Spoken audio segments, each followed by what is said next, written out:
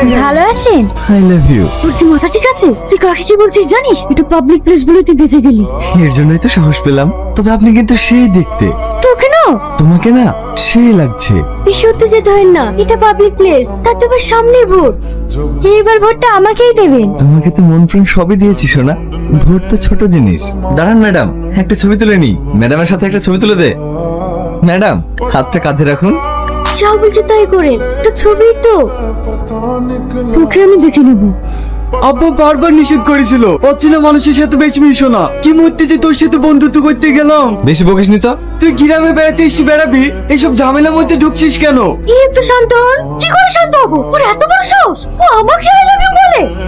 Madam, এইদিকে দেখুন। MLA madam হঠাৎ করে আপনার গলা ধরলো কেন? ভালোবাসার মধ্যে এরকম টুকটাক ঝামেলা হতেই পারে। এখন আপনি যদি অন্য একটা ছেলের সঙ্গে কথা বলেন, তাহলে আপনার সামনে রাগ করবে না? মানে? আমরা দুজন দুজনকে 7 বছর থেকে ভালোবাসি। কি? কাল আমার এক বান্ধবীর সঙ্গে কথা বলতে দেখে ওর একটু অভিমান হয়েছে। আমি এতে কিছু মনে করিনি। আসলে আমাকে অনেক ভালোবাসে তো। ভালোবাসার মাঝখানে একটু আধটু শাসন করার অধিকার সবার আছে। এই দেখুন, ওর নাম করতে না করতেই কল চলে এসেছে।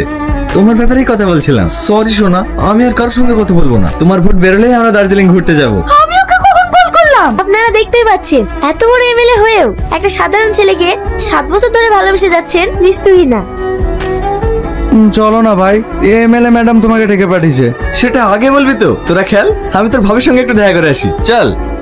এদেরকে আবার পাঠানোর কি দরকার ছিল? তুমি একবার ফোন করলে তো আমি ছুটে চলে আসতাম। বন্ধ কর তোর নাটক। তোকে আমি যেটা জিজ্ঞেস করছি সেটা বল। তোর সাথে আমার 7 বছরের রিলেশন, আমাদের মধ্যে মানবিমান চলছে, তাহলে তুই এগুলো কেন বলছিস? তোমার কাছে পৌঁছানোর জন্য। মানে?